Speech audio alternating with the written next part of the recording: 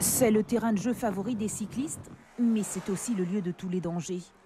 Alors, avant d'enfourcher son vélo pour une quarantaine de kilomètres, Frédéric Théobald pense avant tout à sa sécurité. En cas d'accident où on se fait projeter, on tombe sous la tête et le casque permet de protéger la tête. Frédéric le sait, même avec un casque, un cycliste n'est pas à l'abri du drame. Aujourd'hui, notre ancien champion de la Guadeloupe va pédaler, mais pas pour affoler les chronomètres.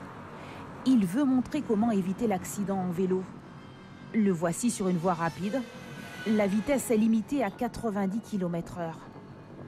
Notre cycliste tente de changer de fil à ses risques et périls. La seule façon de montrer leur changement de direction, c'est à l'aide des bras et avec la main montrer les différentes sorties. Donc on sort à droite, au moins 50 mètres ou 100 mètres à l'avance, on regarde, on se retourne pour bien indiquer le changement de direction. Beaucoup de cyclistes se sont fait déjà renverser ainsi parce qu'ils coupent et ils ne précisent pas la direction dont ils vont prendre. Donc forcément, il y a eu beaucoup d'accidents de la sorte. L'autre guet-apens pour les deux roues, le voici, c'est le rond-point.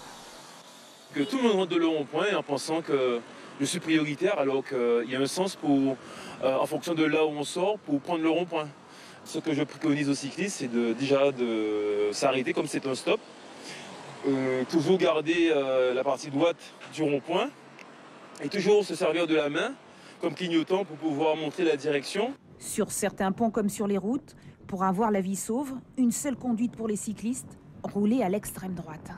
Les cyclistes sont des usagers vulnérables, donc ils peuvent se faire catapulter par des voitures. Et c'est la raison pour laquelle que je préconise aux cyclistes de toujours garder la partie droite et de rester le plus à droite possible pour garder leur champ.